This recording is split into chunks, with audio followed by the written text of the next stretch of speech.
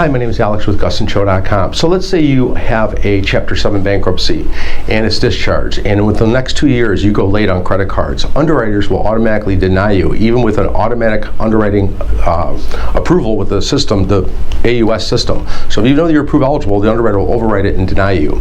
Now, if you have a foreclosure and FHA waiting period is 3 years, and during those 3 years you're late, it doesn't matter that you're late after foreclosure. It does matter that you're late after bankruptcy, because the bankruptcy, you wiped out all your debt, you were given a second chance, and you went right back to being late.